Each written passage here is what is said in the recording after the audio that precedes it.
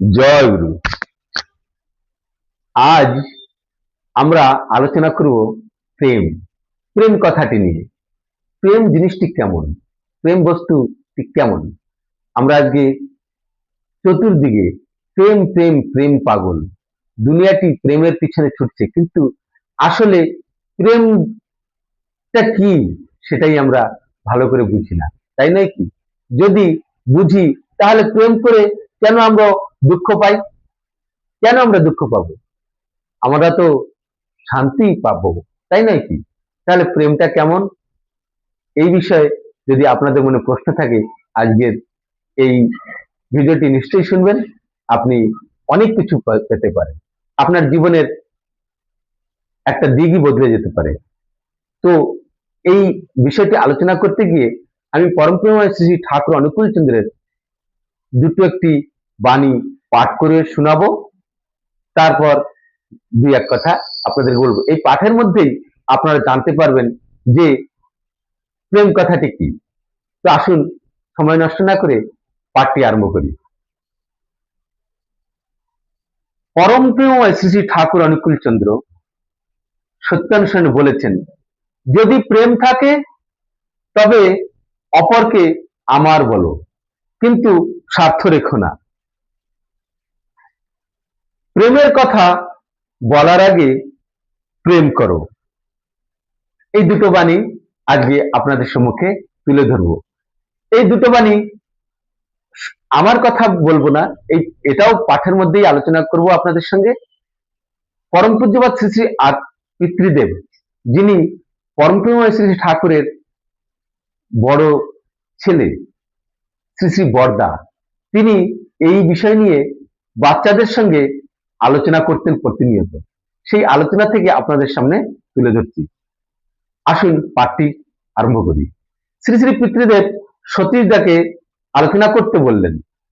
সতীশদা আলোচনা শুরু করলেন, বলছেন, প্রেম মানে ভালোবাসা, ভালোতে বাস করা।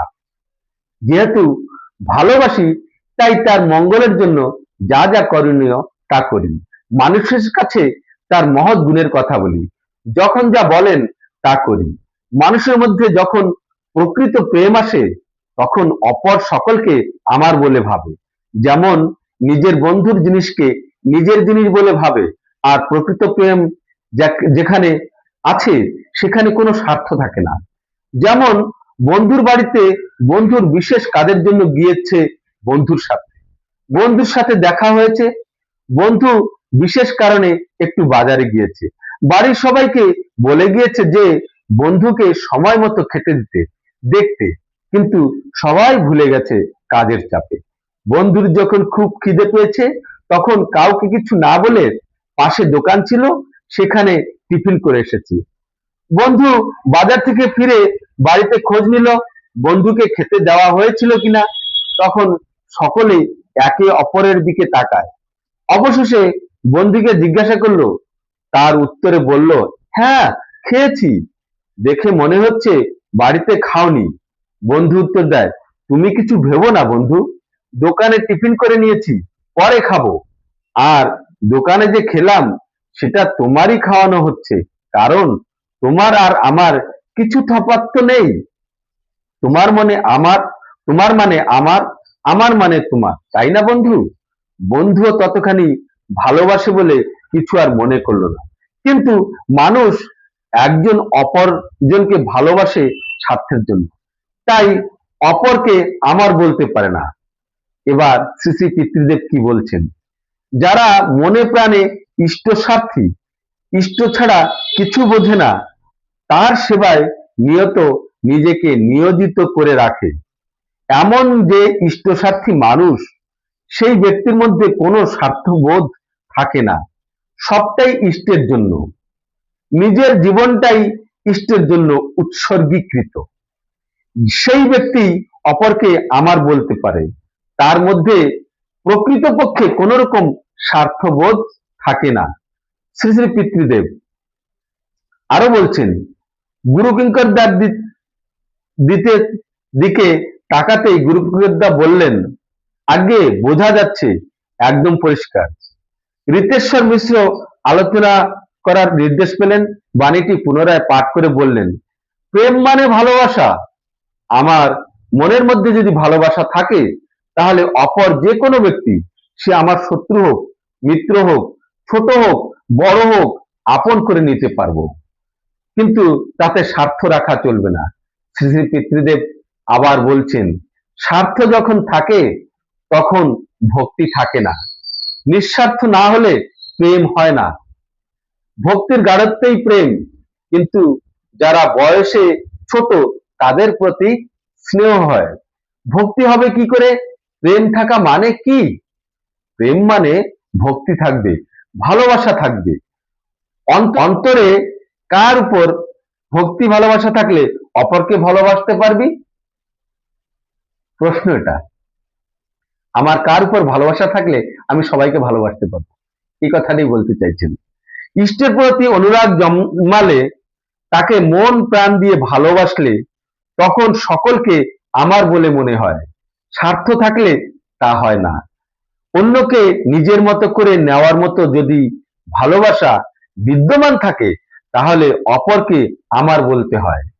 ভক্তি যখন ইষ্টের প্রতি অবাধ হয়, তখন আর স্বার্থ থাকে না। তাহলে এখানে পিতৃদেব ইষ্টকেই মুখ্য করে বলছেন। তারপরে বাড়িটি ছিল, প্রেমের কথা বলার আগে প্রেম করো। এখানে পিতৃদেব সতীশদাকে আবার আলোচনা করতে বললেন। সতীশদা আবার আলোচনা করছেন। প্রেমের কথা অর্থাৎ ভালোবাসার কথা মুখে না বলে কাজের মধ্যে দিয়ে আমি যে ভালোবাসি তা ফুটে তুলতে হয়। কেবল আমি তোমায় ভালোবাসি বললে ভালোবাসা হয় না। শ্রী শ্রী পিতৃদেব বললেন, ঠাকুর করছেন ভক্তির গাঢ়ত্বই প্রেম, আর সতে নিরবিচ্ছিন্ন সংলগ্ন থাকার চেষ্টাকেই ভক্তি বলে।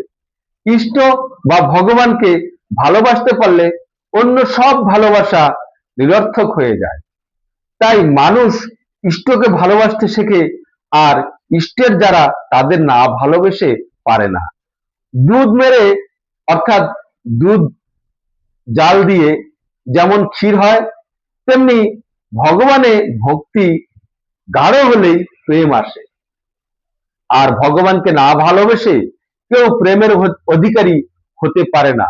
তাই যে যতখানি ইষ্টকে ভক্তি করে, ভালোবাসে, সে ততখানি প্রেমের অধিকারী।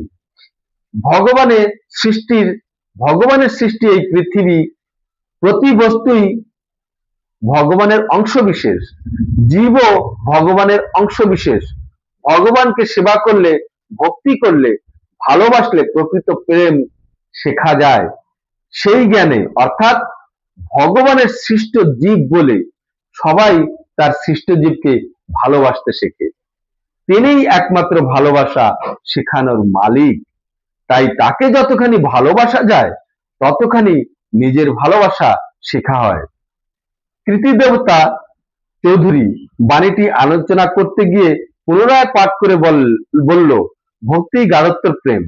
শ্রী শ্রী পিতৃদেব, হ্যাঁ, ভক্তি যখন গাঢ় হয় তখন প্রেম হয়, যখন প্রেম হয় তখন প্রেমের কথা বলো, তা না হলে কোনো কাজ হবে না।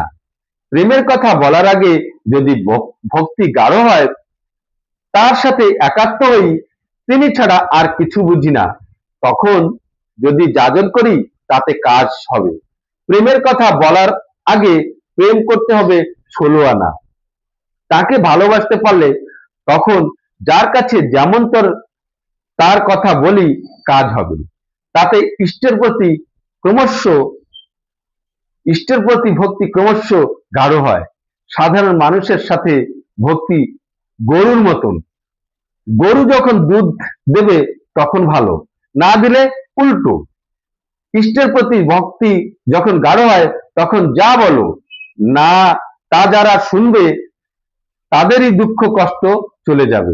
তাই ঠাকুর বলেছেন, প্রেমের কথা বলার আগে প্রেম করো। এইখানে আমরা কতগুলি কথা বুঝতে পারলাম। ভক্তির গাঢ়ত্বই প্রেম। তাহলে ভক্তিরটা কি করে গাঢ় হয়? যেমন মীরাবাই, বিনা প্রেম সে না মিলে নন্দলালা। তার ভক্তি এত উপরে গেছিল, তারপরেই প্রেম আসলো তার ভিতর, নন্দলালার সঙ্গে প্রেম হলো। তাহলে ভক্তির গাঢ়ত্বে প্রেম। এবার ভক্তিটা গাঢ় হবে কি করে? তাকে খুশি করার চেষ্টাতে, তিনি যা চান, তিনি যা ভালোবাসেন, সেটা করেই আত্মপ্রসাদ, আনন্দ পাওয়া। এইভাবে করতে চললেই, করতে থাকলেই আমাদের ভক্তিটা গাঢ় হবে, এবং গাঢ় হলেই প্রেম জাগবে। তাই যজন যাজন ইষ্টভৃতি, এই যজনটা হচ্ছে করা, তিনি যা বলেছেন সেভাবে করা, আর যাজনটা হচ্ছে সেটা বলা। যেমন এখানে বলা আছে, প্রেমের কথা বলার আগে প্রেম করো। 16 আনা প্রেম করতে বলছেন। এই প্রেম ছাড়া যাজন হয় না। কেমন? এখানে পিতৃদেব বললেন যে যখন ঠাকুরকে ভালোবাসবে সর্বত্রকরণে, সর্বতভাবে, তখন ঠাকুরের দয়ার কথা, ঠাকুরের কথা যাকে যাই বলবো তার তাতে উপকার হবে, সে তাতে লাভবান হবে, আনন্দ পাবে, সুখী হবে, উন্নত হবে।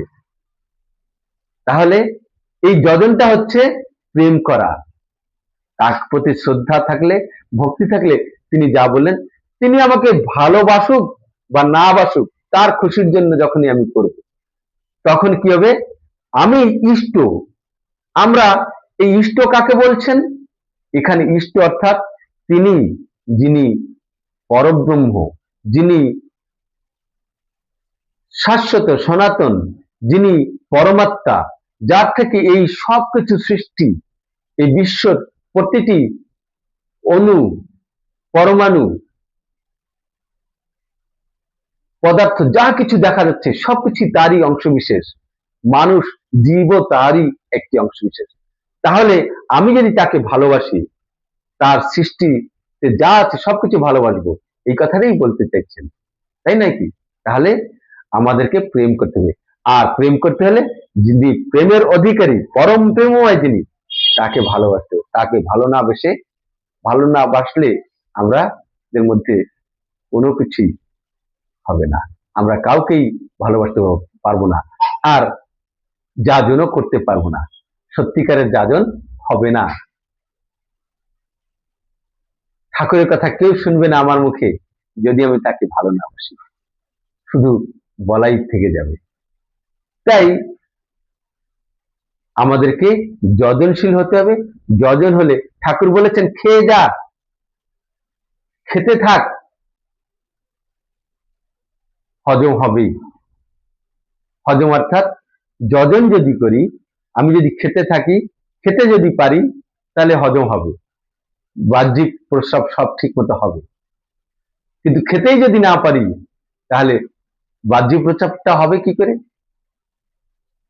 এই কথাটি বলার উদ্দেশ্য আমি যেভাবে বুঝি, যে যজন করা, যজন করাটাই হচ্ছে খাবার।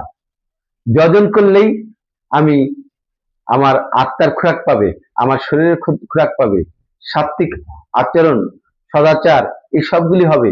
এবং তখন যাজন, যাজনটা হচ্ছে বাহ্যিক প্রস্রাব, মানে আমি যা করছি সেটা বলতে হবে না, অটোমেটিক্যালি বেরোবেই। অর্থাৎ যজন করলে, যজন করতে পারলে তাকে হজম করা হলো। আর যজনটা করলে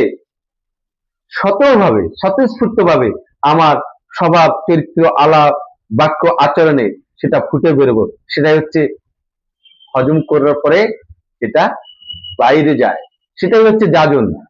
আর সেই যাজনে অনেক কাজ হয়, অনেক কাজ হয়। তাই বলে একজন সাধু, একজন সৎসঙ্গী যদি কোনো গ্রামে থাকে, কোনো জায়গায় থাকে, তার হাওয়াতে পুরো পরিবেশটাই ঠিক হয়ে যায়।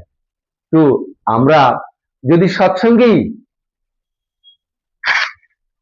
নাম নিয়েছি,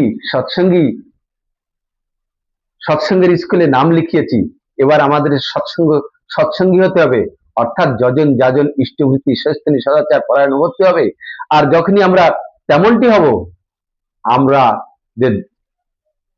আমরা যেখানে যাব সেখানে 10 জন ঠিক হয়ে যাবে, তারা উদ্ধার হয়ে যাবে। তাহলে কোনো পরিবারে, কোনো সমাজে, কোনো গ্রামে যদি একজন বৈষ্ণব কিংবা একজন সৎসঙ্গী যদি থাকে, সে সমাজটি উদ্ধার হয়ে যায়। আজকের জন্য এতটুকুই। নেক্সট ভিডিওটিতে আবার দেখা হবে। জয় গুরু। সবাই ভালো থাকবেন। কেমন লাগলো নিশ্চয়ই জানাবেন। কোথা থেকে বলছেন, কি আপনাদের অভিমত আমার কথার উপরে আপনারা নিশ্চয়ই জানাবেন।